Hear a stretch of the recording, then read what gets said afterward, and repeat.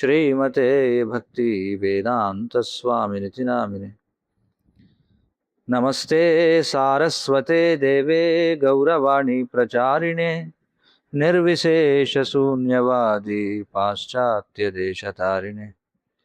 జయ శ్రీకృష్ణ చైతన్య ప్రభు నిత్యానంద శ్రీ అద్వైత గదాధర శ్రీవాసాది గౌరభక్త బృంద. హరే కృష్ణ కృష్ణ కృష్ణ హరే హరే, హరే రామ రామ రామ హరే హరే. శ్రీ చాణక్య నీతి key జై.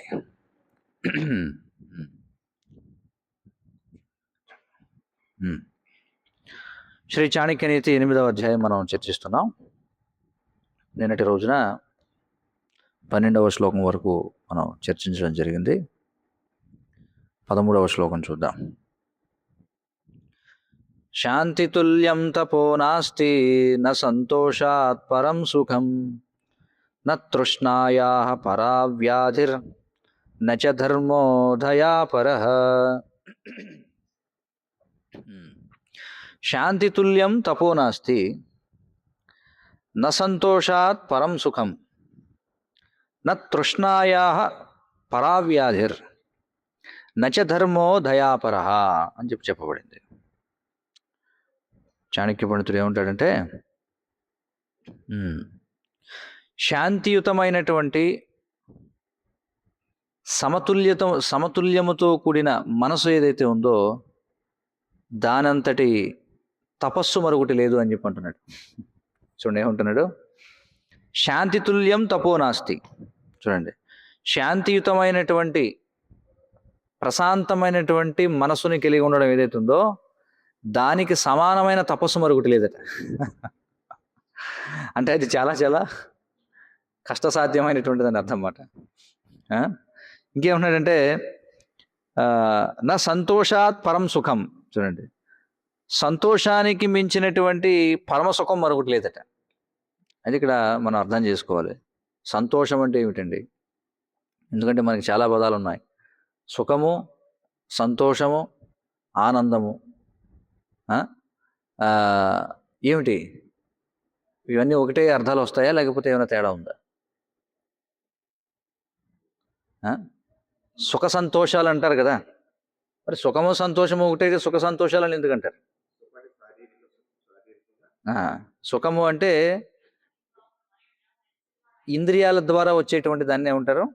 భౌతికమైనటువంటి ఇంద్రియాల ద్వారా వచ్చేటువంటి దాన్ని సుఖము అని అంటారు. మరి సంతోషము అంటే ఏమిటి అర్థం? సంతోషమన్నా సంతృప్తి అన్నా ఒకటే. సంతోషము అంటే ఏమిటంటే లభించిన దానితో తృప్తి చెందడం వల్ల వచ్చేటువంటి దానిని సంతృప్తి, సంతోషము అని అంటారు. చూడండి, అదే కదా. సంతోషము అంటే అర్థం ఏమిటంటే, తోషము అంటే ఏదుంటే దానితో తృప్తి చెందడం. అంటే ఏదుంటే దానితో తృప్తి చెందడం వల్ల మనకి లభించేటువంటి ఏదైతే ఉందో దాన్ని ఏమంటారు? సంతోషం అని అంటారు. కాబట్టి ఇక్కడ చాణక్యుడు ఏమంటున్నాడంటే, సంతోషానికి మించిన సుఖం లేదట.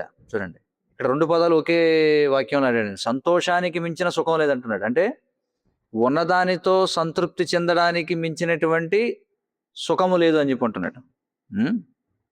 తర్వాత నా తృష్ణాయాహ పరావ్యాధిర్ అని చెప్పుకుంటున్నాడు. నా తృష్ణాయాహ పరావ్యాధిర్ అంటే ఏమంటున్నాడంటే, అసంతృప్తికి మించినటువంటి వ్యాధి లేదని చెప్పుకుంటున్నాడు. తృష్ణ అంటే ఏమిటంటే ఇంకా కావాలి, ఇంకా కావాలి, ఇంకా కావాలి. దురాశ అన్నమాట, దురాశ. చూడండి, మన పూర్వం ఒక శ్లోకంలో ఆయన అన్నాడు, ఏమన్నాడు? కామానికి మించినటువంటి వ్యాధి లేదన్నాడు కదా. పూర్వం కూడా చర్చించాం. మరి కామము, ఇది కూడా కామం అనే చెప్పుకోవచ్చు మనం. తృష్ణ అంటే ఏమిటి? విపరీతమైనటువంటి కోరిక, ఇంకా కావాలి, ఇంకా కావాలి, ఇంకా కావాలి. దానికి మించినటువంటి వ్యాధి మరొకటి లేదు. దయకు మించినటువంటి ధర్మం మరొకటి లేదని చెప్పి అంటున్నాడు. దయ చూపించడానికి మించినటువంటి మరొక ధర్మము లేదు అని చెప్పి అంటున్నాడు. దీనికి మనం భాష్యం చూద్దాం. దీనికి భాష్యం ఇవ్వలేదు. సరే, 14వ శ్లోకానికి వెళ్దాం. క్రోధో వైవశ్వతో రాజా తృష్ణా వైతరణీ నది విద్యా కామదుఘాదేను సంతోషో నందనం వనం. చూడండి ఏమంటున్నాడు, క్రోధో వైవస్వతో రాజా తృష్ణ వైతరణీ నది విద్య కామదుఘాదేను సంతోషో నందనం వనం అని చెప్పి అన్నాడు. అంటే ఏమిటి? ఉమ్. ఆ, క్రోధో వైవస్వతో రాజా అట. చూడండి, అంటే ఈ మృత్యుదేవత ఎవరైతే ఉన్నాడో, క్రోధం అనేది మూర్తిభవించిన మృత్యుదేవత. చూడండి ఎంత మాట అన్నాడు. క్రోధం అనేది మూర్తిభవించినటువంటి మృత్యుదేవత. అయితే ఇక్కడ ఒక ఆసక్తికరమైన విషయం చూడండి. ఇక్కడ ఏ పదాన్ని వాడాడంటే క్రోధో వైవస్వతో రాజా అన్నాడు. ఇదేమిటి వైవస్వతో అనేటువంటి మాట వచ్చింది ఇక్కడ? అంటే యముడికి వైవస్వతో అనే మాట ఎందుకన్నారు? ఏమన్నా కారణం ఉందంటారా? యముడు ఎవరి పుత్రుడు? సూర్యపుత్రుడు కాబట్టి. చూడండి అర్థమవుతుంది కదా, యముడు సూర్యపుత్రుడు కాబట్టి. అందుకే మనకి ఇమం వివశ్వతో ఏమన్నాడు? ప్రోక్తవాన్ అహమవ్యయం కదా. అంటే నేను ఇది వివస్వానుడికి చెప్పానన్నాడు కదా. మరి వివస్వానుడు అంటే ఎవరు? సూర్యదేవుడు. మరి సూర్యదేవుని యొక్క పుత్రుడు వైవస్వతమను అనేటువంటి ఉన్నాడు. మనకి వైవస్వతమను తెలుసు, కానీ మరొక వైవస్వతుడని కూడా పిలవచ్చు. ఎవరిని? యముడిని కూడా పిలవచ్చు. ఇప్పుడు అందుకే ఇక్కడ ఏమంటున్నాడంటే క్రోధానికి క్రోధం అనేది మూర్తిభవించినటువంటి మృత్యుదేవత అని చెప్పుకుంటున్నాడు. క్రోధం అనేది మూర్తిభవించినటువంటి మృత్యుదేవత. అయితే ఇక్కడ మనం భాగవతం నుండి మరొక విషయం మనం అర్థం చేసుకోవచ్చు. క్రోధం అనేది మళ్ళీ 3 దశల్లో ఉంటుంది. చూడండి ఏముంటుంది, ఎవరికి గుర్తుందా? క్రోధం అనేది 3 దశల్లో ఉంటుంది. ఒకటి మన్యు. మన్యు అంటే మనసులో ఉన్నటువంటి దానిని, మనసులో ఉన్నటువంటి అసహనం ఏదైతే ఉందో దాన్ని మన్యుహు అంటారు అనమాట. అంటే బయటికి వ్యక్తం కావట్లా, మన్యుహు అని చెప్పి అంటారు. ఇక కోపము అంటే ముఖములో వెల్లడయ్యే దాన్ని కోపం అని అంటారు. అంటే ఇలాగా కళ్ళు ఇలా ఎర్రజేసి చూశాడు అనుకో, దాన్ని కోపం అని చెప్పి అంటారు. ఎప్పుడైతే మాటల్లోకి చేతల్లోకి వస్తుందో దాన్ని క్రోధం అంటారు.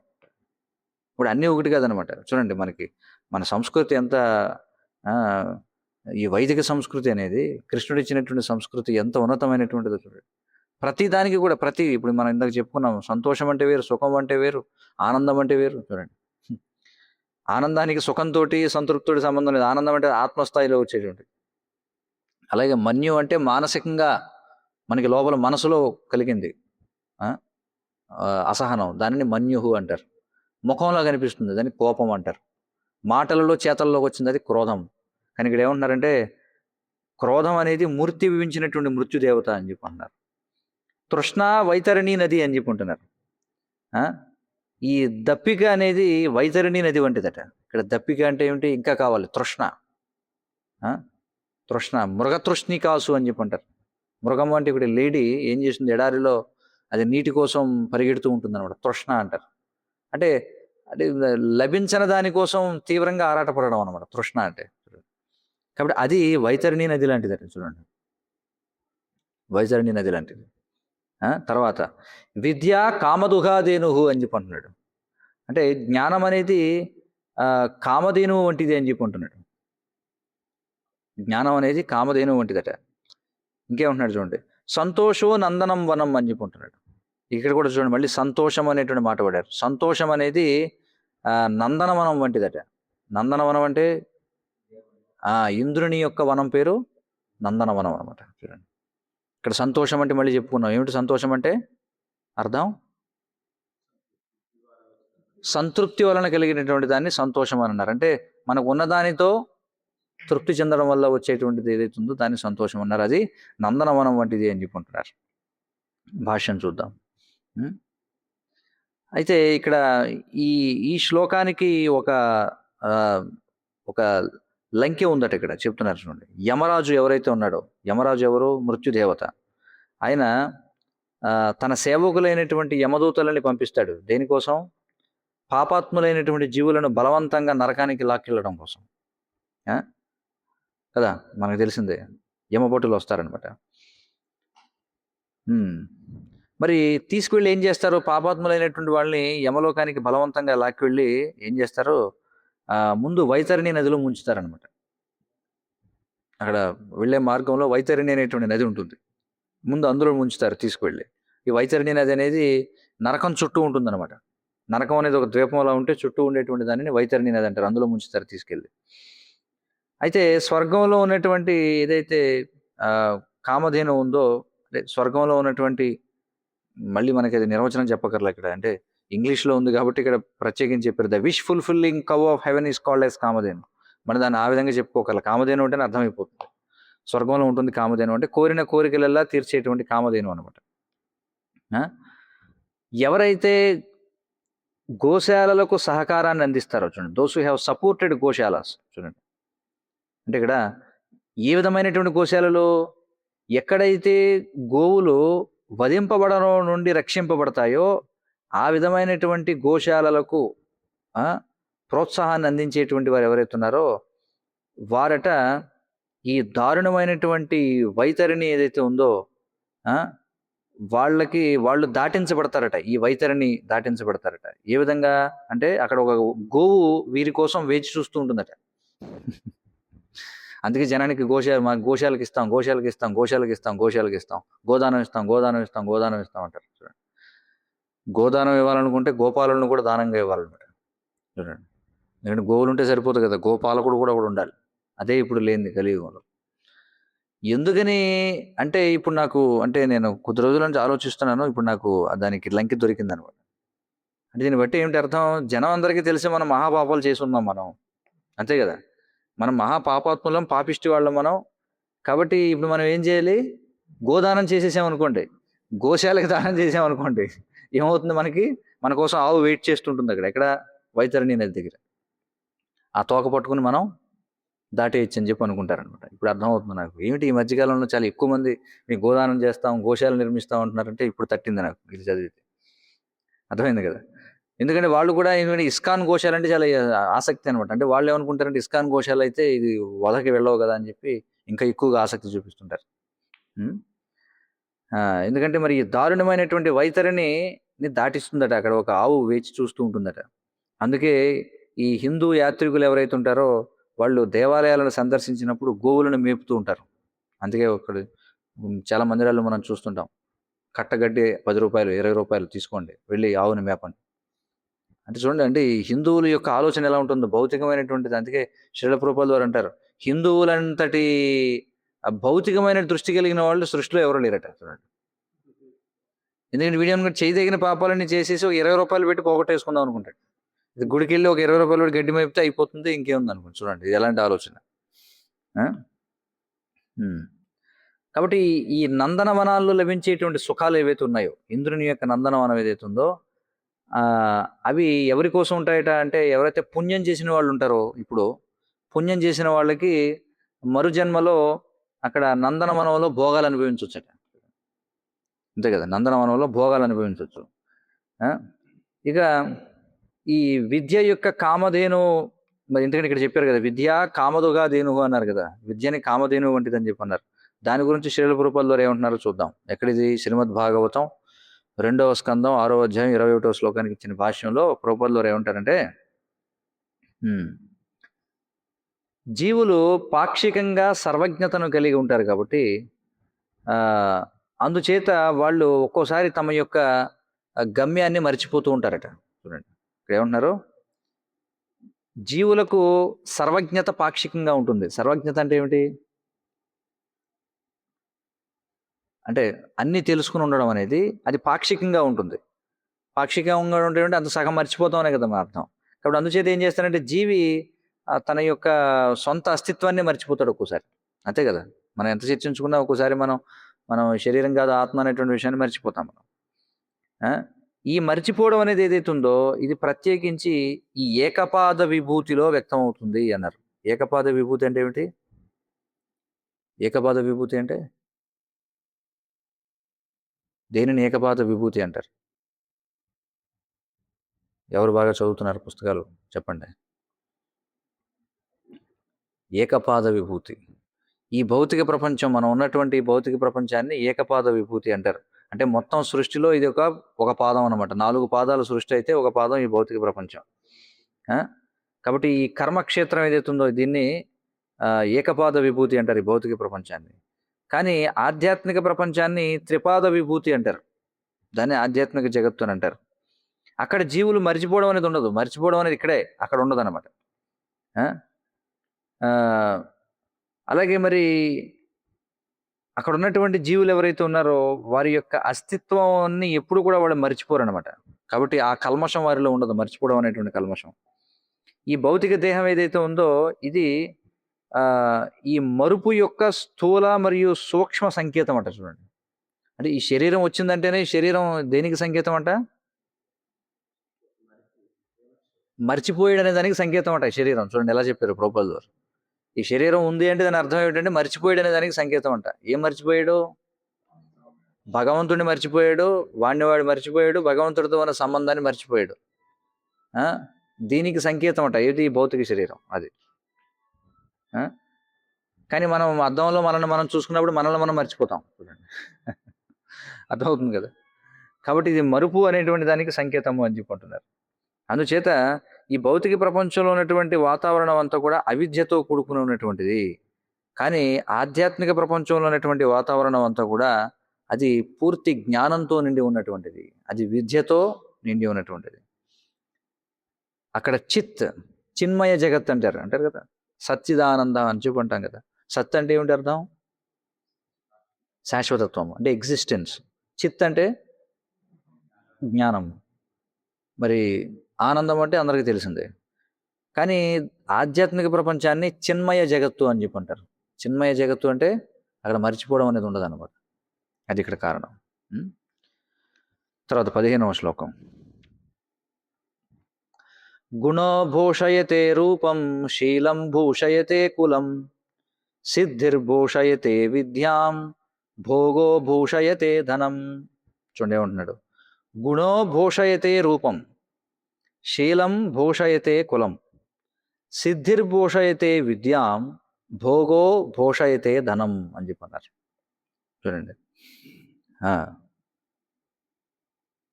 మంచి లక్షణాలు ఏవైతే ఉన్నాయో అవి వ్యక్తిగత సౌందర్యానికి ఆభరణాలు అని చెప్పుకుంటున్నారు.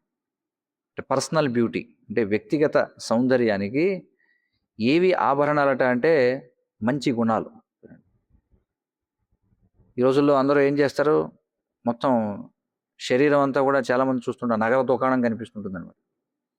శరీరం అంతా నగల దుకాణంతో అలంకరించుకుంటారు. వారాల నగలు, లేకపోతే మగవాళ్ళు కూడా మనం ఈ రోజుల్లో చూస్తుంటాం. మొత్తం 5 వేళ్ళకి 5 ఉంగరాలు ఉంటాయి, మెడలో చైన్లు ఉంటాయి, చేతులకు అవి ఉంటాయి, అనేక రకాల ఆభరణాలు ఉంటాయి. కానీ ఇక్కడ ఏం చెప్తున్నారంటే నిజమైనటువంటి ఆభరణం ఏమిటట అంటే సద్గుణాలు అని చెప్పుకుంటున్నారు. మంచి గుణాలు ఉన్నవాడు ఆభరణాలు ధరించాల్సిన అవసరం లేదన్నమాట. అర్థమవుతుంది కదా.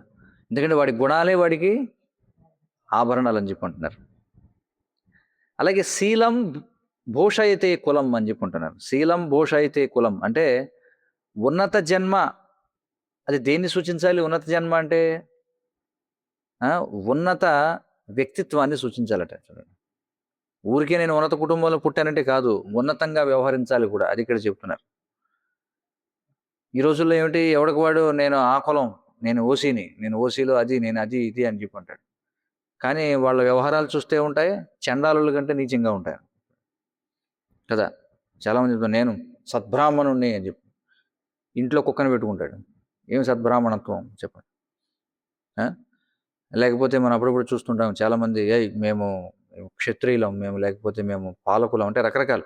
ఒకళ్ళేమో ఒక కత్తి పెట్టుకుంటారు, బళ్ళ మీద కార్ల మీద చూస్తుంటాం. ఒకడు ఒక కత్తి పెడితే ఒకడు 2 కత్తులు పెడతాడు, ఇంకొకడేమో బళ్ళెం కూడా పెడతాడు, ఇంకోటి ఏదో పెడతాడు. కొంతమంది బెండ్లో బ్లేడ్లు వేసి తిరుగుతారు. రకరకాలుగా ఉన్నారు జనం. వాళ్ళు ఏమిటంటే అది ఒక రకమైన ఇది కనిపిస్తున్నారు, మేము ఉన్నత కులస్తులం, మేము ఆ కులస్తులం, మేము ఈ కులస్తులం అంటాడు. సరే, నువ్వు ఆ కులస్తుడివి ఈ కులస్తుడివి బాగానే ఉంది. నీ వ్యవహారం ఏమిట్రా అంటే మద్యం, మాంసం, జోదం, వ్యభిచారం ఇవన్నీ మామూలే, కానీ ఉన్నత కులస్తుండే నేను. కానీ ఇక్కడ చాణక్యుడు ఏమంటున్నాడంటే నీది ఉన్నత కులము అంటే అది ఎలా తెలుస్తుంది నీది ఉన్నత కులమో కాదో? ఉన్నత ప్రవర్తన ద్వారా. చూడండి, ఇంకేమున్నాడు, సిద్ధిర్భూషయతే విద్యాం అని చెప్పుకుంటున్నాడు. ఇంకేమున్నాడు, విద్యకు భూషణం ఏమిటంటే అంటే విజయం అట. విద్యకు భూషణం విజయం. అలాగే సంపదకు భూషణం ఏమిటో తెలుసా? సరిగ్గా ఖర్చు పెట్టడం అంట. చూడండి ఇక్కడేమున్నాడు, భోగో భూషయితే ధనం అని చెప్పి అంటున్నాడు. సిద్ధిర్భూషయితే విద్యాం అంటే విద్యకు భూషణం ఏమిటంటే విజయం సాధించడం.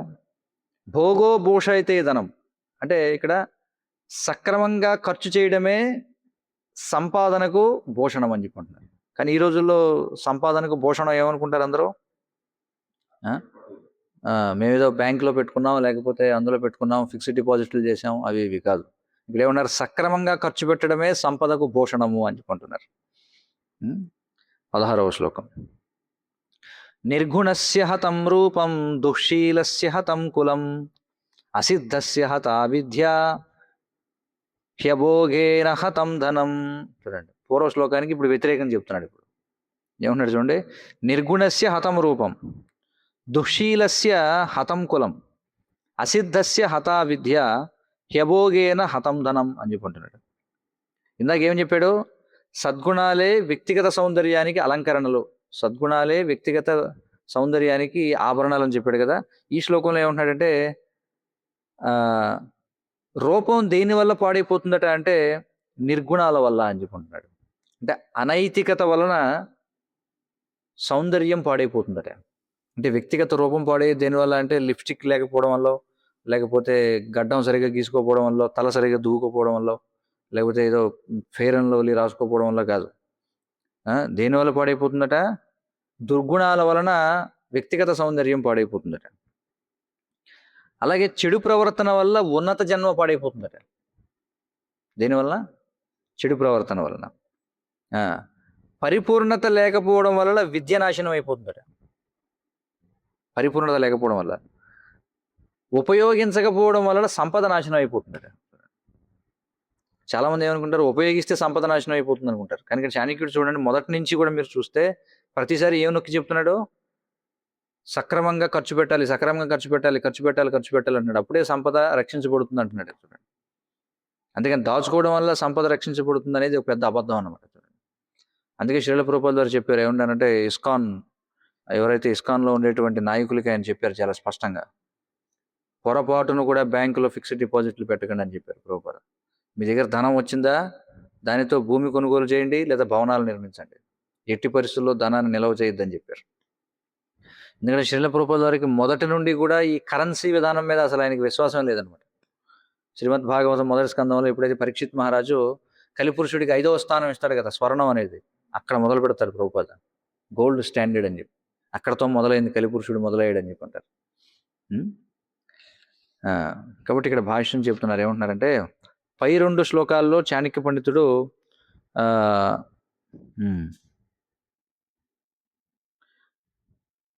కురూపిగా ఉన్నదాన్ని సుందరంగా ఎలా మార్చాలి, ఇలా ప్రతిదానికి కూడా వ్యతిరేకం చెప్తున్నాడు. అంటే అధమ జన్మని ఉన్నతంగా ఎలా మార్చుకోవాలి, కురూపాన్ని సురూపంగా ఎలా మార్చాలి చెప్పండి? మంచి గుణాలను పెంపొందించుకోవడం ద్వారా, అంతేనా? పేరు లవ్లీ రాసుకోవడం ద్వారా. టీవీలో అదే కదా చూపిస్తాడు. అది రకరకాల షేడ్లు చూపిస్తుంటాడు. మొదటి వారం ఎంత తెలుపు వచ్చింది, 2వ వారం ఎంత తెలుపు వచ్చింది, 3వ వారం ఎంత తెలుపు వచ్చింది, 4వ వారం ఎంత తెలుపు వచ్చింది, అదే కదా చూపిస్తాడు. కానీ ఇక్కడ చాణక్య పండితుడు ఏమంటున్నాడు? ఒరే బాబు, అది కాదు, మంచి గుణాలు పెంపొందించుకో, నీ సౌందర్యం పెరుగుతుంది అంటున్నాడు. ఇంకా సరే, నేను అధమ జన్మ సరే అని అనుకుందాం, నేను చండాలుడిని అనుకుందాం. ఇప్పుడు నేను ఉన్నత కులజుడిని ఎలా అవ్వాలి? మంచి ప్రవర్తన తెలుసుకోవడం ద్వారా. చూడండి, శ్రీల ప్రభుపాదుల వారి యొక్క అంతర్జాతీయ కృష్ణ చైతన్య సంఘాన్ని స్థాపించడం వల్ల మరి ఎంతమంది అధమ జన్మ పొందినటువంటి వాళ్ళు ఎంత గొప్ప సద్గుణాలను పెంపొందించుకుంటున్నారు చూడండి. అది విధానం. ఇంకా తర్వాత ఏమన్నారు? విద్యకి అలంకారం ఏమిటని చెప్పి అంటున్నారు. ఇప్పటి వరకు భౌతిక విద్య అంతా ఏమిటి? ఆచరణలో పెట్టనటువంటి విద్య. కానీ శ్రీల ప్రభుపాదుల వారు మనకి ఆచరణలో పెట్టదగిన విద్యను ఇచ్చారు. ఏమిటది? ఆధ్యాత్మిక విద్య. అందుకే ఆధ్యాత్మ విద్య విద్యానామం అన్నాడు కృష్ణుడు. విద్యలలో ఆధ్యాత్మిక విద్య నిజమైన విద్య అన్నమాట. ఎందుకంటే ఇది ఆచరణలో పెట్టగలం. కృష్ణుడు 9వ అధ్యాయంలో చెప్తున్నాడు. ఏమంటున్నాడు? రాజవిద్య రాజగుహ్యం పవిత్రమిదముత్తమం ప్రత్యక్షావగమం ధర్మ్యం సుసుఖం కర్తుమవ్యయం అని చెప్పుకుంటున్నాడు. ఇది ఆచరింపదగినటువంటి విద్య. ఇంకేమన్నారు? మరి సంపాదనకి ఆభరణం ఏమిటట? సంపాదన అనేది దేనివల్ల ఇది అవుతుంది? సరిగా ఖర్చు చేయడం ద్వారా, అంటే కృష్ణ చైతన్యంలో ఖర్చు పెట్టడం ద్వారా అని చెప్తున్నారు. 17వ శ్లోకం చూడండి ఏమంటున్నారు. శుద్ధం భూమిగతం తోయం శుద్ధా నారీ పతివ్రత శుచి క్షేమకరో రాజా సంతోషి బ్రాహ్మణ శుచి అని చెప్పుకుంటారు. శుద్ధం భూమిగతం తోయం శుద్ధ నారీ పతివ్రత శుచి క్షేమకరో రాజా సంతోషి బ్రాహ్మణ శుచి అని చెప్పుకుంటున్నాడు. చూడండి, నీటిలోకి భూమిలోకి ఇంకేటువంటి నీరు శుద్ధమైనదట. అంటే నీరు భూమిలోకి ఇంకుతున్నట్లయితే అది శుద్ధమైనది అని చెప్పుకుంటున్నారు.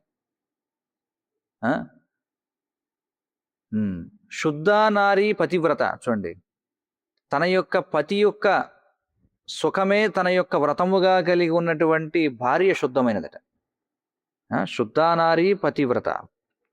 ఇంకేమంటున్నాడు? శుచి క్షేమకరో రాజా. చూడండి, ఎవరినైతే పరిపాలన చేస్తున్నాడో తాను పరిపాలించేటువంటి వారి యొక్క శ్రేయస్సును కోరుకునేటువంటి రాజు శుద్ధమైన వాడట. మరి తృప్తి కలిగినటువంటి బ్రాహ్మణుడు శుద్ధమైన వాడు అని చెప్పుకుంటున్నాడు. తృప్తి కలిగినటువంటి బ్రాహ్మణుడు శుద్ధమైన వాడు. అందుకే బ్రాహ్మణుడు ఎప్పుడు కూడా యాచించకూడదు అనమాట.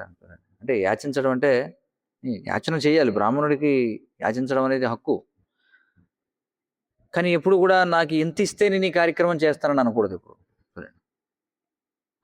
చాలామంది అడుగుతూ ఉంటారు, ఏమండి మా ఇంట్లో మీరు సత్సంగం ఏర్పాటు చేస్తారా, మా ఇంటికి వచ్చి కార్యక్రమం చేస్తారా? చేస్తాం. ఎంత కట్టగలండి మేము అని అడుగుతారు. ఏమిటి ఎంత కట్టాలి? ఏమన్నా వ్యాపారమా? వ్యాపారం కాదు కదా ఇది. నువ్వు సంతృప్తిగా ఎంత ఇవ్వగలవు? ఎందుకంటే అది దక్షిణ ఇవ్వడం అనేది నీ యొక్క ధర్మం, ప్రచారం చేయడం అనేది సాధువుల యొక్క ధర్మం. అయితే ఆ విధంగా మన ఇంట్లో యజ్ఞము లేకపోతే అంటే ఏదైతే ధార్మిక కార్యక్రమం చేసినటువంటి పురోహితుడికి బ్రాహ్మణుడికి దక్షిణ ఇవ్వడం అనేది నీ ధర్మం. దక్షిణను ఎంత ఇస్తారు అనేది ఆశించకుండా ఆ కార్యం చేయించడం అనేది బ్రాహ్మణుడి యొక్క ధర్మం. యజన్యాజన్ అని చెప్పి అన్నారు కదా. బ్రాహ్మణుడు యజ్ఞం చేయాలి, యజ్ఞం చేయించాలి. చేయించినందుకు డబ్బులు అడగకూడదు ఎప్పుడు కూడా. ఎంత ఇస్తే అంత పుచ్చుకుని వెళ్ళాలి అంతే. చూడండి, అందుకే ఇక్కడ ఏమన్నారంటే సంతృప్తి చెందేటువంటి బ్రాహ్మణుడు శుద్ధమైన వాడు అని చెప్పన్నాడు. సంతృప్తి చెందడం లేదనుకోండి, మీ ఇంట్లో కార్యక్రమం చేయాలి, 10,000 అవుతుంది, అది అశుద్ధం అని చెప్పుకుంటున్నారు. సంతృప్తి కలిగి ఉండాలి. భాష్యం చెప్తున్నారు చూడండి. మరి శుద్ధమైనటువంటి స్త్రీ గురించినటువంటి వైదిక దృష్టి ఏమిటంటే పతివ్రత అని చెప్పుకుంటున్నారు. పతివ్రత అంటే అర్థం ఏమిటి? పతి వ్రత అంటే తన యొక్క భర్తే ఆమె యొక్క వ్రతం అట. అంటే ఆమెకి ఇంకా జీవితంలో ఇంకా వేరే ఏది కార్యం లేదు.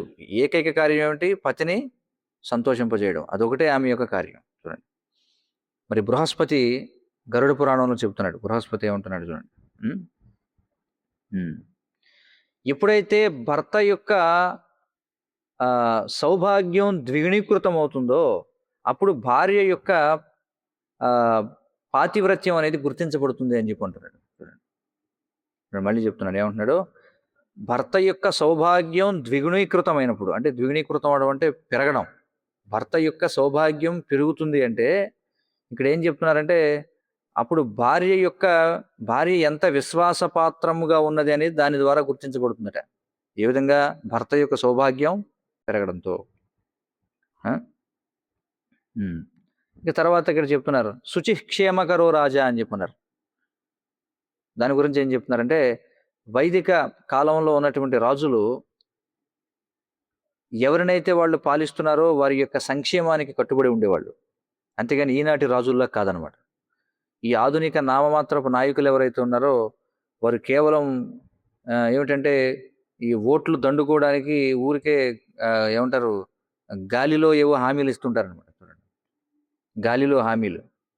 అలాంటి వాటికి అంటే చూడండి ఇక్కడ ఏం చేస్తారంటే గాలిలో హామీలు ఇస్తారట. తర్వాత ఎవరైతే వాళ్ళకి ఓట్లు వేసారో వాళ్ళ జేబులే దొంగలించి పారిపోతారట 5 ఏళ్ళు అయ్యేటప్పుడు. చూడండి ఎలా వివరిస్తున్నారు, అర్థమవుతుంది కదా. మోడర్న్ సోకాల్డ్ లీడర్స్, నామమాత్రపు నాయకులు, వారి యొక్క అంకిత భావం దేనిలో ఉంటుందట అంటే, ఎవరైతే తమకు ఓట్లు వేసారో వాళ్ళ సంక్షేమానికి కట్టుబడి ఉండడం కాదట.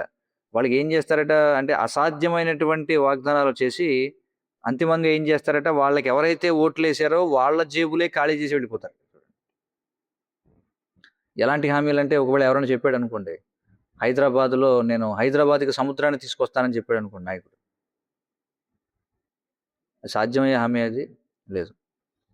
లేకపోతే ఇంకొకటి ఎవడో వచ్చి నేను నేను నేను కనుక అధికారంలోకి వస్తే భీమవరానికి హిమాలయాన్ని తీసుకొస్తానని చెప్పాను. జరిగేవి అవన్నీ. సరైనటువంటి రాజు ఇక్కడ ఏం చెప్తున్నారంటే, తాను ఎవరినైతే పరిపాలన చేస్తున్నాడో వారి యొక్క సంక్షేమం గురించి ఎప్పుడు కూడా తీవ్రంగా ఆలోచిస్తూ ఉంటాడని చెప్పుకుంటున్నారు. మరొక పక్క బ్రాహ్మణుని యొక్క కర్తవ్యాలు అవి సత్వగుణం చుట్టూ అల్లుకుని ఉంటాయి. చూడండి, సత్వగుణం కేంద్రితముగా ఉంటాయి. ఎవరి యొక్క పనులు? బ్రాహ్మణుని యొక్క పనులు. ఒకరికి ఏదైతే కర్తవ్యమో అది మరొకరికి వినాశనం అని చెప్పుకుంటున్నారు. ఒకరికి ఏదైతే కర్తవ్యమో అది మరొకరికి వినాశనం అట. చూడండి, అంటే ఇక్కడ క్షత్రియుడికి తృప్తి ఉండకూడదు. చూడండి, ఒక సామెత గుర్తొస్తుంది అనమాట. పూర్వం చెప్పేవారు ఏమిటంటే, ఇది కూడా మొత్తానికి శాస్త్రాలను ఉండే, ఇది బహుశా బృహస్పతి కావచ్చు, లేకపోతే అది ఎవరు చెప్పిందో అయి ఉండొచ్చు. క్షత్రియుడికి తృప్తి ఉండకూడదు, అదే కదా. రాజుకి తృప్తి ఉండకూడదు, బ్రాహ్మణుడికి తృప్తి ఉండాలి. అంటే క్షత్రియుడు తృప్తి పడకూడదు, బ్రాహ్మణుడు తృప్తి పడాలి. పతివ్రత సిగ్గుపడాలి, వేశ్య సిగ్గుపడకూడదు. మీకు అర్థమవుతుంది కదా ఏం చెప్పారు? పతివ్రతకి సిగ్గు ఉండాలట, వేశ్యకి సిగ్గు ఉండకూడదట. పతివ్రత సిగ్గు ఉంటేనే ఆమె జీవించగలదు. వేశ్య సిగ్గుపడింది అనుకోండి, వ్యాపారం జరుగుతుందా? జరగదు. రాజు సంతృప్తి చెందాడు అనుకోండి, ఇంకొకటి వచ్చి దాడి చేస్తాడు, ఉన్న రాజ్యం కూడా పోతుంది. అందుకే రాజు ఎప్పుడు సంతృప్తి చెందకూడదు, ఎప్పుడు కూడా ఎవరి మీద పడదామా అని చూస్తూ ఉండాలి. బ్రాహ్మణుడు మాత్రం ఇప్పుడు ఎలా ఉండాలట?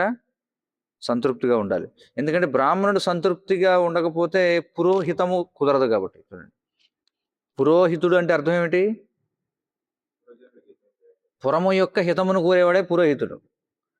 కానీ బ్రాహ్మణుడు సంతృప్తిగా లేడనుకోండి, పురము నాశనం అయిపోయే అవకాశం ఉంటుందన్నమాట. శాపనార్థాలు పెడుతుంటాడు. ఇప్పుడు అందుకే ఏమనంటే, బ్రాహ్మణుడు సంతృప్తిగా ఉండాలి. ఇంకా చెప్పాలంటే సంతృప్తిగా ఉండేవాడే బ్రాహ్మణుడు అనమాట.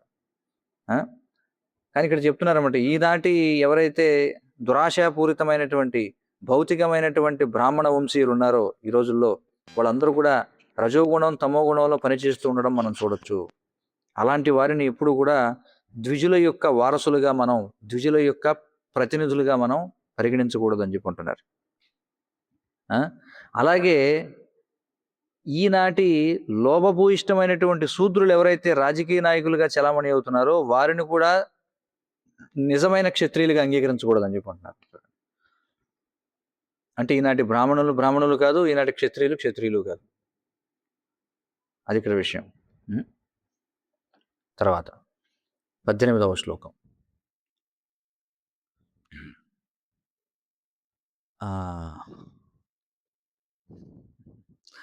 చూడండి, ఇప్పుడు మనం చెప్పుకున్న శ్లోకం అదే 18వ శ్లోకం. అంటే ఇప్పుడు చిన్నతనంలో విన్నటువంటిది అది. ఇప్పుడు మనం చెప్పుకున్నది 18వ శ్లోకం అదే ఇక్కడ చెప్తున్నట్టు. చూడండి, అసంతుష్టా ద్విజానష్టా సంతుష్టాశ్చ మహీభృత సలజ్జా గణికా నష్ట నిర్లజ్జాశ్వకులాంగనా. చూడండి ఏం చెప్తున్నాడు. అసంతుష్టా ద్విజానష్టా సంతుష్టాశ్చ మహీభృత సలజ్జా గణికా నష్ట నిర్లజ్జాశ్చ కులాంగనా చెప్పడం జరిగింది. చూడండి, అసంతృప్తితో ఉండేటువంటి బ్రాహ్మణులు, చూడండి, అసంతుష్టితో ఉండేటువంటి బ్రాహ్మణులు, సంతుష్టులైనటువంటి రాజులు, సిగ్గుపడేటువంటి వేశ్యలు, సిగ్గు లేనటువంటి గృహిణులు నాశనం అవుతారు అని చెప్తున్నారు. అర్థవుతుంది కదా. కనీసం పూర్వం ఇలాంటివి చిన్నప్పుడు తెలుగు పుస్తకాల్లో అక్కడక్కడ చెప్పేవారు పాఠ్యాంశాల్లో. ఈ రోజుల్లో ఇవన్నీ బోధిస్తారని నేను అనుకోను. ఈ రోజుల్లో ఏం బోధిస్తారు? గృహహింస చట్టం ఎలా, అంతే కదా, విడాకులు ఎలా తీసుకోవాలి, మొగుడి మీద కేసు ఎలా పెట్టాలి చూడండి, ఇలా అనేక రకాలు, అంటే స్త్రీ పురుషులు ఇరువురికి కూడా అది పరిస్థితి అనమాట. కాబట్టి పూర్వం ఇవన్నీ కూడా మనకి ఏమంటారు, సుభాషితాల్లో నేర్పేవారు చిన్నప్పుడు, నిజమైనటువంటి విద్య అది. ఇక్కడ భాష్యం చెప్తున్నారు. ఈ ఇప్పుడు ఈ ఉన్నటువంటి ఈ శ్లోకం పూర్వ శ్లోకంపై వ్యాఖ్యానిస్తుంది అని చెప్పుకుంటున్నారు. ఏదైతే జనులందరూ సమానమే అనేటువంటి ఒక సొగసైనటువంటి వాదన ఏదైతే ఉందో, ఇది ఆధునిక ఊహాగానం అని చెప్పుకుంటున్నారు. ఇంగ్లీష్లో బాగా చెప్పారు, ఫ్యాన్సీడ్ ఈక్వాలిటీ అట. చూడండి, సమానత్వం అనేది ఒక ఒక సోకుగా మారిందనమాట ఇప్పుడు. చూడండి, అంత సమానమే చూడండి, అలా కాదు కదా. కాబట్టి సమానత్వం అనేది ఒక సోకుగా మారింది, కానీ అది ఒక ఆధునికమైనటువంటి ఊహాగానం. అందుచేత ఇక్కడ ఏమంటున్నారంటే, వివిధ వ్యక్తుల యొక్క కర్తవ్యాలు, వారి యొక్క స్వభావాలు ఎప్పుడూ కూడా ఒకే విధంగా ఉండకూడదు అని చెప్పుకుంటున్నారు. ఇంగ్లీష్లో మరొక ఇది కూడా ఉంది, ఏమన్నారంటే, 1 man's food is other man's poison అని చెప్పన్నారు. ఒక మనిషికి ఆహారం మరొకటికి విషం కావచ్చు. చూడండి, ఎందుకంటే మనకి కఫపిత్త వాత శరీరాలు అనేవి ఉన్నాయి కదా మనకి, కదా. వాత శరీరానికి పడేది కఫ శరీరం ఉన్నవాడికి పడదు, కఫ శరీరం ఉన్నవాడికి పడేది పిత్త శరీరం ఉన్నవాడికి పడదు, పిత్త శరీరం ఉన్నవాడికి పడేది కఫ శరీరం ఉన్నవాడికి పడదు. అందుకే ఆయుర్వేద శాస్త్రంలో ఏం చెప్పారంటే, ఎవడు చేసుకున్న వంట వాడికి పరమౌషధం అని చెప్పన్నారు. అంతే కదా, ఎవడికి వాడి వండుకుంటే ఏం చేస్తాడు, వాడి శరీరానికి పడేదే వాడు వండుకుంటాడు, కాబట్టి అది పరమౌషధం అన్నారు. కాబట్టి సంతర్పణ ఏదైతే ఉందో అది అప్పుడప్పుడు మాత్రమే ఉండేది. అందుకే ఆశ్రమాల్లో ఇది తపస్సు అనమాట, ఖచ్చితంగా చెప్పాలంటే. ఎందుకంటే ఆశ్రమాల్లో ఎవరెవరి ఇష్టాలకు నచ్చినట్టుగా వాళ్ళు చేసుకోవడానికి ఉండదు, ఎందుకంటే అదొక తపస్సు అవుతుంది, ఇదొక తపస్సు స్వీకరించాలి కదా మరి. అందుచేత ఇక్కడ ఏమంటున్నారంటే, ఒకడికి మంచిది అన్నది మరొకడికి మంచిది కాకపోవచ్చు, ఇక్కడ మనం అర్థం చేసుకోవాలి. కాబట్టి అందరి ప్రవృత్తులు ఒక విధంగా ఉండవు. స్త్రీలు పురుషులు సమానం, ఎలా సమానం అవుతారు? స్త్రీ యొక్క ప్రవృత్తి వేరు, పురుషుడి యొక్క ప్రవృత్తి వేరు. బ్రాహ్మణుడి ప్రవృత్తి వేరు, క్షత్రియుడి ప్రవృత్తి వేరు, వైశ్యుడి ప్రవృత్తి వేరు, శూద్రుడి ప్రవృత్తి వేరు. చూడండి, ప్రతి ఒక్కరూ కూడా విశేషమైనటువంటి వాళ్ళు, ప్రతి ఒక్కరు కూడా భగవంతుని యొక్క అంశలు. ఏ రెండు ఆత్మలు కూడా సమానం కాదు, ఇక్కడ మనం అర్థం చేసుకోవాలి. ఏ రెండు ఆత్మలు కూడా ఎన్నడూ కూడా సమానం కాదని చెప్పంటారు. అంటే ఇక్కడ మనం చెప్పుకునేది భౌతిక ప్రపంచంలోకి వచ్చాక. అంటే ఆధ్యాత్మికంగా కూడా మనం చూసిన నాణ్యత రీత్యా జీవులన్నీ ఒకటే, కానీ నాణ్యత రీత్యా జీవులన్నీ ఒకటే అయినప్పటికీ వాళ్ళ ప్రవృత్తులు ఎప్పుడు భిన్నంగా ఉంటాయి. ఒక్కొక్కరు ఒక విధంగా సేవ చేయాలనుకుంటారు, ఎందుకంటే ఒక్కొక్కరు ఒక గుణంలో ఉంటారు కాబట్టి. అందుకే ఇక్కడ ఏమంటున్నారంటే, since each one is a unique and individual part and parcel of the supreme lord. ఎందుకంటే ప్రతి ఒక్కరు కూడా విలక్షణమైనటువంటి వాళ్ళు, భగవంతుని యొక్క అంశాలు కాబట్టి ఏ రెండు ఆత్మలు కూడా ఎన్నడూ కూడా సమానం కాదు అని చెప్పుకుంటున్నారు. Equality under the law is not meant to artificially endow two disparate entities with the same propensities. చూడండి, చట్టంలో ఏదైతే సమానత్వం గురించినటువంటి వాదన ఏదైతే ఉందో, అది కృత్రిమంగా రెండు పూర్తి భిన్నమైనటువంటి వ్యక్తులలో ఒకే విధమైనటువంటి ప్రవృత్తులను తీసుకురావడం కోసం కాదు ఉన్నది చట్టం అనేది అని చెప్పంటున్నారు. ఇప్పుడు చట్టంతో మనం స్త్రీ పురుషులు సమానం అని చెప్పలేము. చెప్తారా? చట్టం చేసేసి ఇవాళ నుంచి స్త్రీ పురుషులు సమానం అని ఎలా చెప్తారు? సాధ్యం కాదు అది. 19వ శ్లోకం, కిం కులేన విశాలేన విద్యాహీనేన దేహినాం దుష్కులం చాపి విదుషో దేవైరపి సపూజ్యతే అని చెప్పన్నారు. 19వ శ్లోకం, కిం కులేన విశాలేన విద్యాహీనేన దేహినాం దుష్కులం చాపి విదుషో దేవైరపి సపూజ్యతే అన్నారు. చూడండి, కిం కులేన విశాలేన, ఇక్కడే ఉంటున్నారు, విద్యాహీనేన దేహినాం. చూడండి, ఎవరైతే పాండిత్యం లేనటువంటి వారు ఎవరైతే ఉన్నారో, పాండిత్యం లేనటువంటి వాడికి ఉన్నత జన్మ లభించి విలువే ఉంది అని అడుగుతున్నాడు. అర్థమవుతుంది కదా. అంటే పాండిత్యం అంటే ఏదో ఒక చూడండి, పూర్వం మనకు ఒక నానుడు ఉంది, ఏమిటది, మనిషి అన్నాక కళాపోషణ ఉండాలని చెప్పి. అర్థమవుతుంది కదా, ఇవన్నీ వాస్తవానికి ఈ నీతి శాస్త్రాల నుంచి తీసుకున్న డైలాగులే సినిమాల్లో కూడా చాలా వరకు, కొంతవరకు. అంటే ఈ రోజుల్లో కాదు, తప్పుగా అర్థం చేసుకోకూడదు. ఎందుకంటే పూర్వం ఉన్నటువంటి సినిమా రచయితలు కూడా ఏం చేసేవారు, ఎక్కడి నుంచి తీసుకునేవారు? ఇప్పట్లో ఏ లేదు కదా అప్పట్లో. కాబట్టి ఏవైతే అప్పటికే రామాయణ భారత మహా పురాణాలు ఏవైతే ఉన్నాయో వాటి నుంచి తీసుకునేవారంట. కాబట్టి ఇక్కడ ఏమంటారంటే కళాపోషణ లేనటువంటి వాడు ఉన్నతమైన జన్మను పొంది ఏమిటి ప్రయోజనం అని చెప్పుకుంటారు. అంటే ఏదో ఒక దాంట్లో పాండిత్యం అనేది ఉండాలి, ఏదో ఒకటి నేర్చుకోవాలి, ఏదో దాంట్లో ప్రావీణ్యం ఉండాలి, లేకపోతే ఉన్నత జన్మ పొంది ఏమిటి ప్రయోజనం? ఇంకేమంటున్నారంటే, ఎందుకని ఈ మాట అంటున్నారంటేనంట, దుష్కలం చాపి విదుషో దేవైరపి సపూజ్యతే అని చెప్పన్నారు. అంటే అధమ జన్మ లభించినప్పటికీ పండితుడైనటువంటి వాడిని దేవతలు కూడా గౌరవిస్తారట. మీకు అర్థమైంది కదా ఇక్కడ ఏమంటున్నారో? అధమ కుటుంబానికి చెందినటువంటి వాడు ఒకవేళ పండితుడైతే వాడిని దేవతలు కూడా గౌరవిస్తారట. మరి ఉన్నత కుటుంబంలో పుట్టి ఏ విధమైనటువంటి పాండిత్యం లేకపోతే దానివల్ల ఏమిటి విలువ? ఉన్నత కుటుంబంలో పుట్టి అని చెప్పుకుంటున్నారు. అంటే దీన్ని బట్టి మనకు చూస్తే దేనికి పెద్దపీట వేస్తున్నారు ఇక్కడ? విద్యకు పెద్దపీట వేస్తున్నారు, సద్గుణాలకు పెద్దపీట వేస్తున్నారు. చూడండి, విద్య లేకుండా, సద్గుణాలు లేకుండా, సత్ప్రవర్తన లేకుండా ఊరికే నేను గొప్ప కుటుంబంలో పుట్టాను, నేను గొప్ప కులంలో పుట్టానంటే దానివల్ల ఏం ప్రయోజనం లేదు. శాస్త్రం గుర్తించడంలో ఎక్కడ కూడా మీరు చూడండి, గమనించండి. ఇక్కడ భాష్యం చెప్తున్నారు చూడండి. బ్రహ్మదేవుడు లేదా బ్రహ్మదేవుడిని ఏమంటారంటే దేవశ్రేష్ఠుడు అని చెప్పి అంటారు. అంటే దేవతలలో శ్రేష్ఠుడు, అంటే దేవతల నాయకుడు. ఆయన ఒక మహమ్మదీయుడిగా జన్మించాడట. దేనికోసం అంటే శ్రీకృష్ణ భగవానుడు శ్రీ చైతన్య మహాప్రభువుగా జన్మించినప్పుడు చైతన్య మహాప్రభువు ఇచ్చినటువంటి పరమోన్నతమైనటువంటి బోధనలను స్వీకరించడం కోసం బ్రహ్మదేవుడే స్వయంగా మహమ్మదీయుడిగా జన్మించాడు అని చెప్పుకుంటున్నారు. ఎవరి గురించి చెప్తున్నారు? హరిదాస్ ఠాకూర్ వారి గురించి చెప్తున్నారు. చూడండి, హరిదాస్ ఠాకూర్గా, శ్రీ హరిదాస్ ఠాకూర్గా జన్మించి ఆయన నామాచార్య అనేటువంటి బిరుదును పొందారు స్వయంగా మహాప్రభువు నుండి.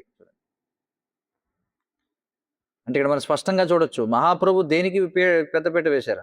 బ్రాహ్మణ కుటుంబంలో పుట్టిన వాడిని నామాచరణ చేశారా? లేదు. ఎవరిని నామాచరణ చేశారు? మహమ్మదీయ కుటుంబంలో పుట్టినటువంటి వాడు. అందుకే మనకి మరొక చోటన ఒక శ్లోకం ఉంది. ఏమిటది? ఏమిటా శ్లోకం?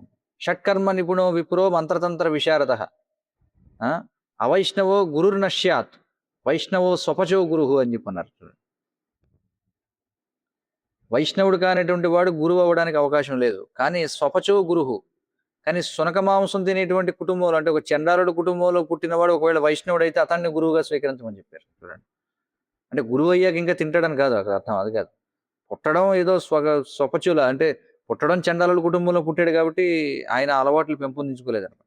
అలాంటి వాడిని గురువుగా తీసుకోమన్నారు, కానీ ఉన్నత కుటుంబంలో పుట్టి వైష్ణవుడు కాని వాడి నుంచి వినమని చెప్పలేదు. కాబట్టి దానికి నిదర్శనంగా ఇక్కడ చెప్తున్నారు. ఏమంటున్నారు? స్వయంగా బ్రహ్మదేవుడు ఏం చేశాడు? మహమ్మదీయుల కుటుంబంలో జన్మించాడు శ్రీ హరిదాస్ ఠాకూర్గా.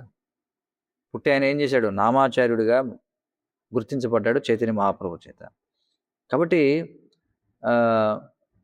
సృష్టి ఆరంభంలో శ్రీకృష్ణ భగవానుడి చేత చూడండి, శ్రీకృష్ణ భగవానుడి చేత నేరుగా విద్యను పొందినటువంటి బ్రహ్మదేవుడు. చూడండి, ఆ విధమైనటువంటి బ్రహ్మదేవుడే అంతిమంగా ఏం చేశాడు? హరే కృష్ణ కృష్ణ కృష్ణ హరే హరే, హరే రామ రామ రామ హరే హరే అనేటువంటి మంత్రాన్ని జపించడం ద్వారా తన జ్ఞానాన్ని పరిపూర్ణం చేసుకున్నాడు అని చెప్తున్నారు. అంతే కదా, తేనే బ్రహ్మహృదాయ ఆదికవయే ముఖ్యంతి యత్సూరయ అని చెప్పున్నారు. స్వయంగా శ్రీకృష్ణ భగవానుడి నుండి బ్రహ్మదేవుడు జ్ఞానాన్ని పొందాడు కదా. అలాంటి బ్రహ్మదేవుడు కూడా కలియుగంలో ఆయన ఏం చేశాడు? హరే కృష్ణ కృష్ణ కృష్ణ హరే హరే, హరే రామ రామ రామ హరే హరే అనేటువంటి మంత్రాన్ని జపించి తన యొక్క జ్ఞానాన్ని పరిపూర్ణం చేసుకున్నాడు అని చెప్పి ఇక్కడ చెప్తున్నారు అనమాట. ఇది 19వ శ్లోకం. తర్వాత 20.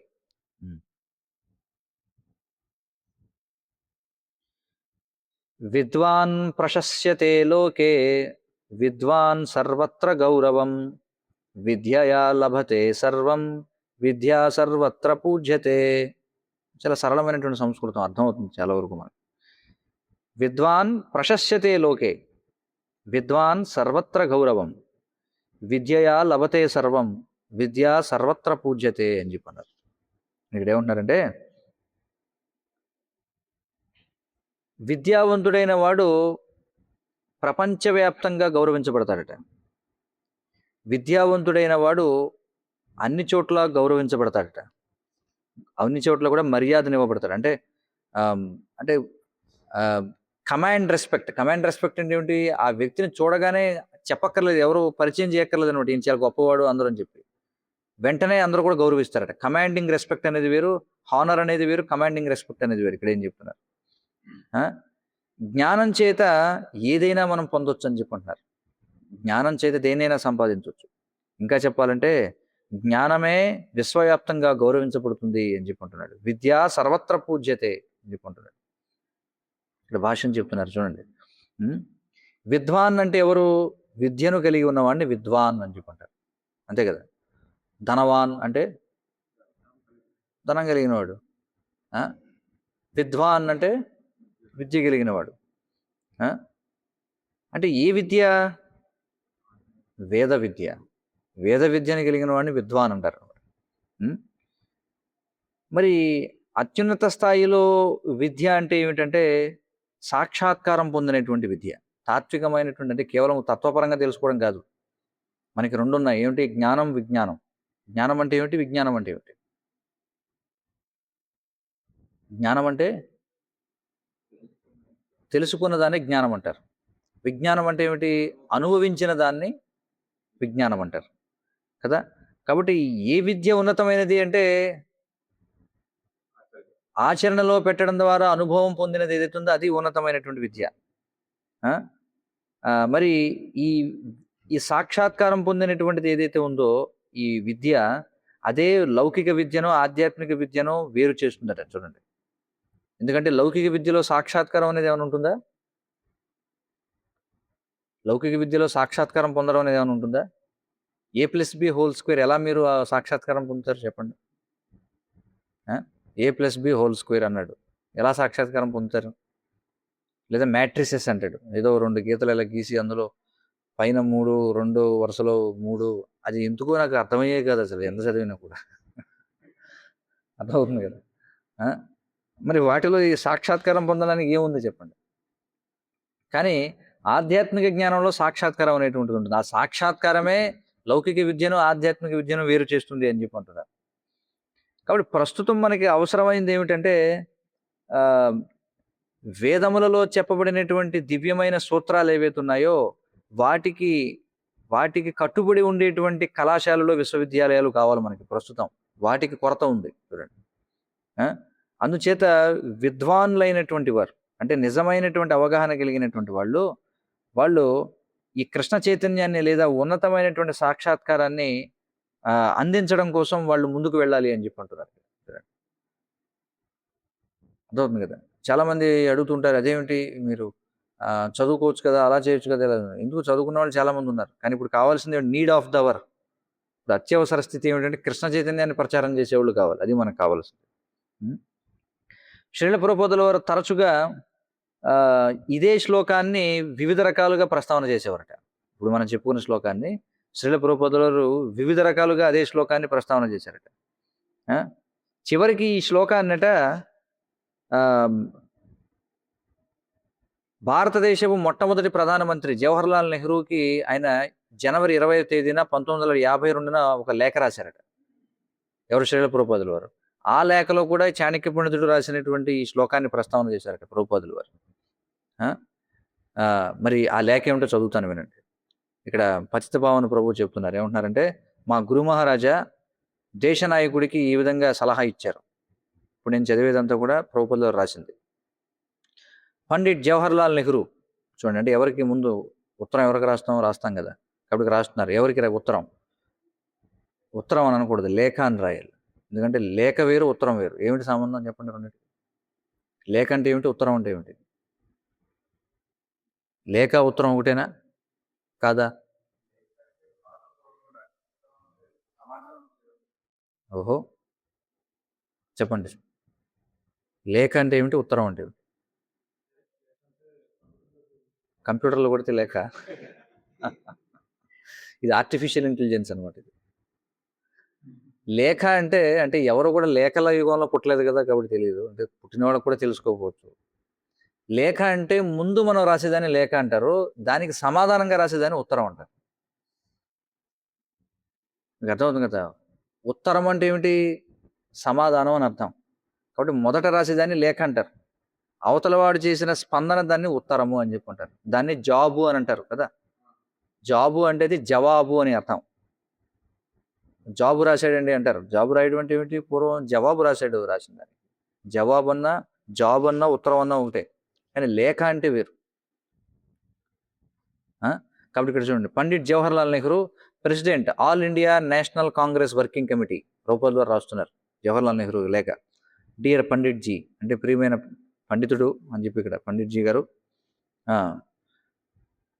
చూడండి ఇక్కడ ప్రభుపాల్ ద్వారా ఏమని రాస్తున్నారు లేఖ. ఏమన్నానంటే, పూర్వపు రోజుల్లో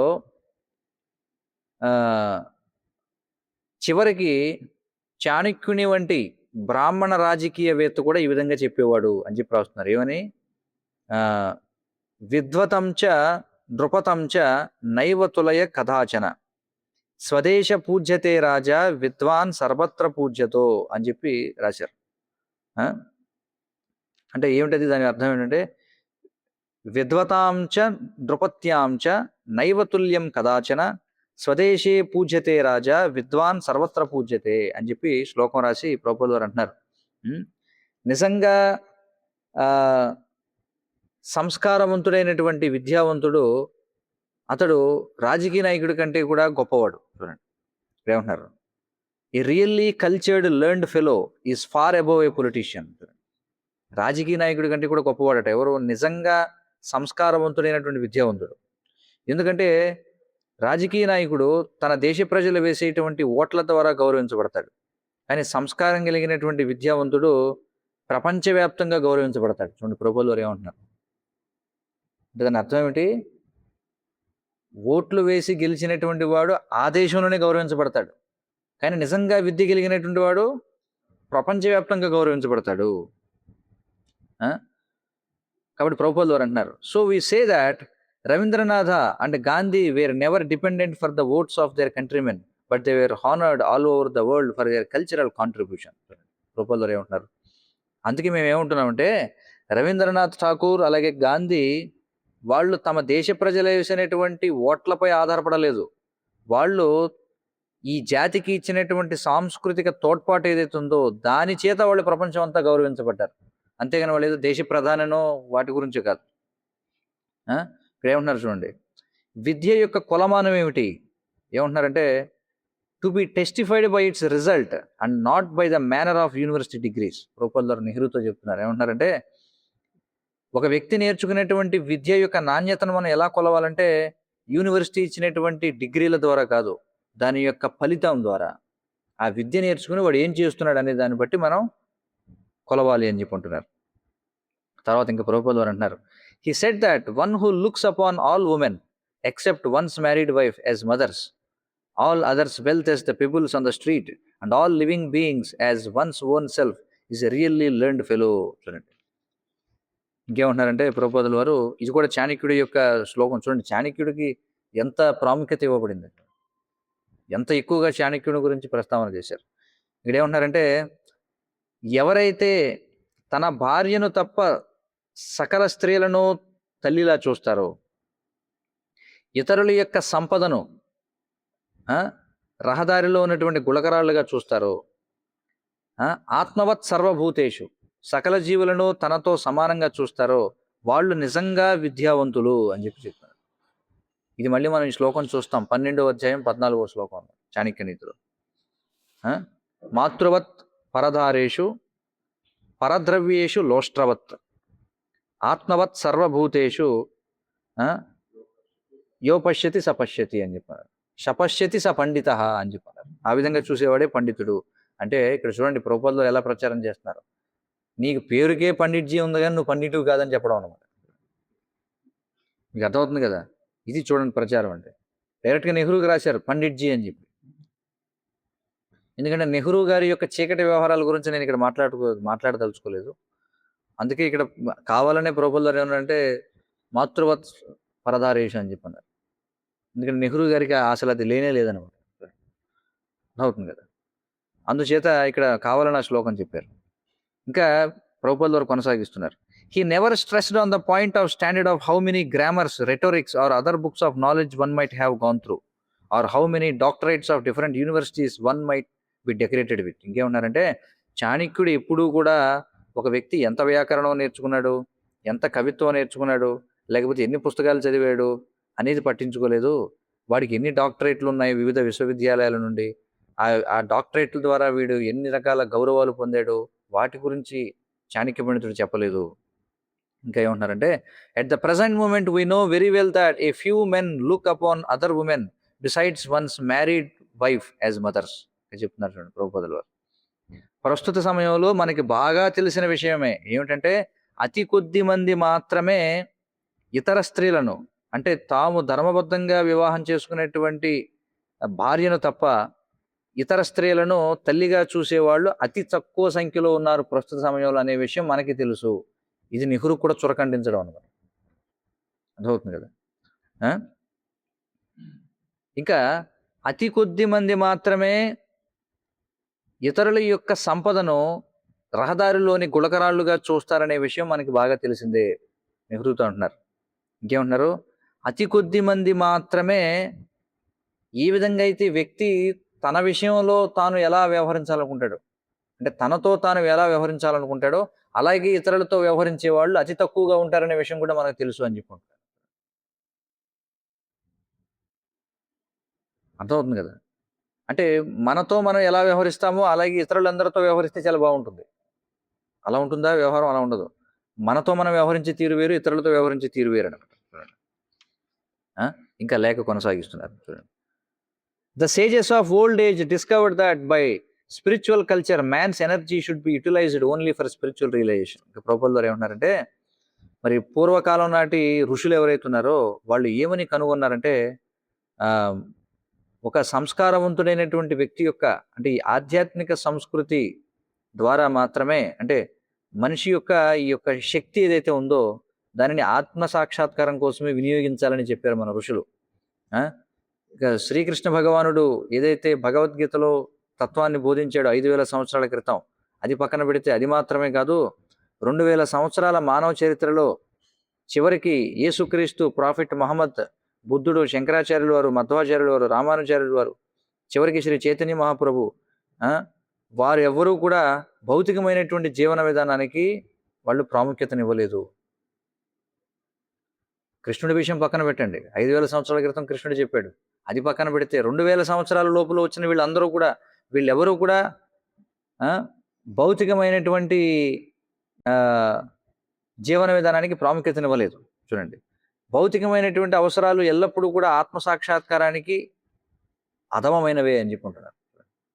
అంటే ఆత్మసాక్షాత్కారం కంటే గొప్పవేమీ కాదు ఏవి భౌతికమైనటువంటి అవసరాలు. ఇంకా ఏం చెప్తున్నారంటే, ఇప్పుడు నేను ఎవరెవరైతే మహానుభావుల పేర్లు చెప్పానో వాళ్ళందరూ కూడా ఏమన్నారంటే, జనుల యొక్క ఆహార సమస్య, వస్త్ర సమస్య, ఆశ్రయానికి సంబంధించిన సమస్య, అవి ఎన్నడూ కూడా భౌతిక కార్యకలాపాల ద్వారా పరిష్కరింపబడవు. ఆయన ఏమంటున్నారంటే, ప్రకృతి నియమం ద్వారా ఏనుగు కూడా, చూడండి, ఏనుగుకి మొత్తం ఒక అరణ్యమే ఇవ్వబడుతుంది ప్రకృతి నియమం ద్వారా తినడం కోసం. అలాగే చిన్న చీమకి ఒక పంచదార పలుకు ఇవ్వబడుతుంది దాని యొక్క ఆహార సమస్యలు పరిష్కరింపబడడం కోసం. కాబట్టి మన యొక్క రోటీ కపడా మకాన్, మూడవే, అదే తర్వాత ఇందిరాగాంధీ తీసుకుందనమాట. రోటీ కపడా మకాన్ అంటే ఆహారము, అలాగే ఆశ్రయము, అలాగే ఉండడానికి ఇల్లు. చూడండి, కాబట్టి వీటి గురించి మీరు ఏవో రకరకాల చట్టాలు తీసుకురావడం వల్ల ఎలాంటి ప్రయోజనం లేదు.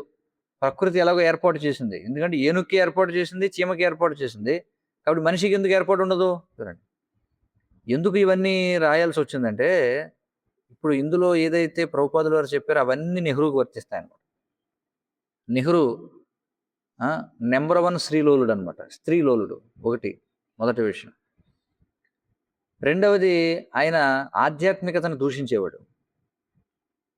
ఏమనేవాడంటే, ఇప్పుడు ఏవైతే గొప్ప గొప్ప ఆలయాలు ఉన్నాయో, ఒకసారి నెహ్రూ దక్షిణ దేశానికి వచ్చినప్పుడు ఆ శ్రీరంగం తీసుకెళ్లారనమాట నెహ్రూని.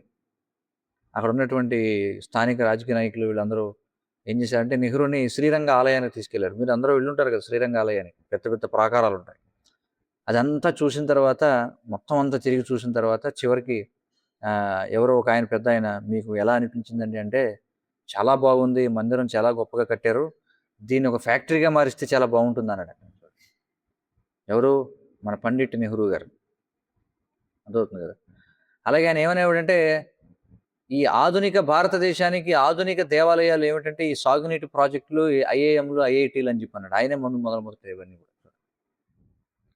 ఇలాంటి పనులను చేస్తున్నాడని చెప్పి ప్రభుత్వంలో ఏకంగా లేఖ రాశారు. మరి నెహ్రూ గారు చదివాడో లేదో తెలియదు ఆ ఉత్తరం, ఆ లేఖ చదివాడో లేదో తెలియదు. చివరిలో సంతకం పెడుతున్నారు, ever sincerely Abhay Charan they. చూడండి, అప్పటికి ఇంకా శ్రీల ప్రభుత్వ గారు సన్యాసం తీసుకోలేదన్నమాట. అర్థమవుతుంది కదా. ఈ లేఖ రాసే సమయానికి 1952లో రాశారు ఈ లేఖ. ఎవరికి? భారతదేశం మొదటి ప్రధానమంత్రికి రాశారు. హరే కృష్ణ కృష్ణ కృష్ణ హరే హరే, హరే రామ రామ రామ హరే హరే. ఎవరికైనా ఏమైనా ప్రశ్నలు సూచనలు ఉంటే చెప్పవచ్చు. ప్రశ్న చెప్పండి. ఏ రెండు ఆత్మలు సమానం కాదంటే ఏ విధంగా సమానం కాదంటే వారి యొక్క కోరికల్లో, వాళ్ళ యొక్క ప్రవృత్తుల్లో ఏ రెండు ఆత్మలు సమానం కాదు. ప్రతి జీవి, ప్రతి ఆత్మ కూడా విలక్షణమైనటువంటిది.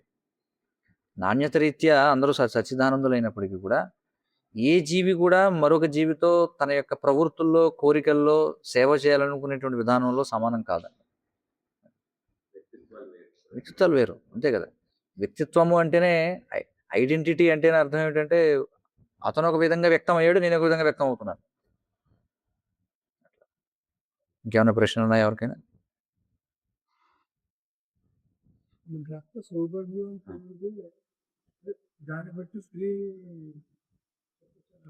అంటే భార్య యొక్క పాతివ్రత్యం వల్ల భర్త యొక్క సౌభాగ్యం ద్విగుణీకృతం అవుతుందని చెప్పారు.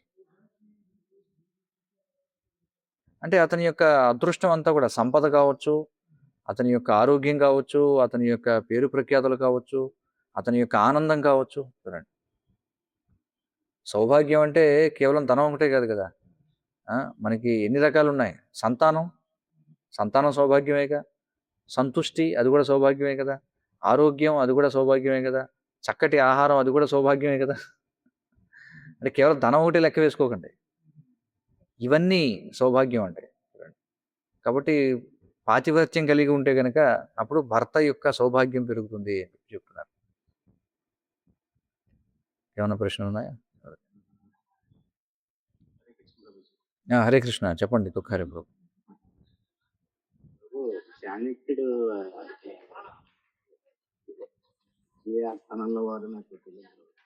చాణక్యుడు ఎవరి ఆస్థానంలో వారంటే చంద్రగుప్త మౌర్యుడి యొక్క ఆస్థానంలో ఉన్నటువంటి ఆయన. ఆయనే ఒక ఆస్థానాన్ని సృష్టించాడు. అంతకుముందు చాణక్యుడు నందుని కొలువులో పనిచేశాడు అనమాట. అంటే నందుడు అంటే వేరే నందుడు, ఈయన కలియుగంలో వచ్చినటువంటి ఆ నందుడి కొలువులో పనిచేశారు చాణక్యుడు. కానీ ఆ నందుల యొక్క రాజవంశం వాళ్ళు ఇంద్రియ భోగలోలై మొత్తం వాళ్ళు ప్రజలను పట్టించుకోకపోతే చాణక్యుడు వాళ్ళని శపథం చేస్తాడనమాట. చాణక్య శపథం అంటారు. అందుకే ఏమనంటే మిమ్మల్ని సర్వనాశనం చేసేంత వరకు నేను నా యొక్క శిఖను ముడివేసుకోనని చెప్పి అంటాడు చాణక్యుడు. ఆ విధంగా ఆయన ఏం చేస్తారంటే తర్వాత చంద్రగుప్తుడికి శిక్షణనిచ్చి అతన్ని చక్రవర్తిగా చేస్తాడు. మరి ఆయన ఎంత గొప్ప పండితుడు కాకపోతే భాగవతం 12వ స్కందంలో ఆయన గురించి భవిష్యవాణి చెప్పబడింది. చూడండి, భాగవతం 12వ స్కందంలో సుఖదేవ గోస్వామి చెప్పారు 5000 సంవత్సరాల క్రితం ఈ విధంగా ఒక పండితుడు వస్తాడని చెప్పి. అందుకే ప్రభుపాదుల వారు మాటిమాటికి చాణక్యుని ప్రస్తావన చేశారు. అందుకనే మనం ఈరోజు ఆయన గురించి చర్చించుకుంటాం.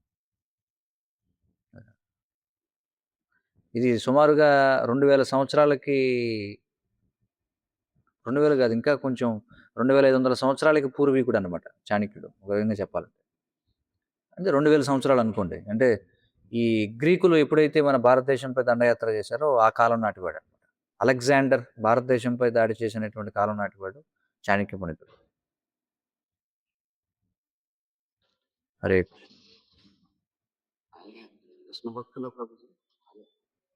అంటే ఆయన శుద్ధ భక్తుడిగా మనం చెప్పుకోలేం. ఆయన శుద్ధ భక్తుడు కాదు, కానీ ఆయన వైష్ణవుడు, అది ధర్మాత్ముడైనటువంటి వాడు. అది.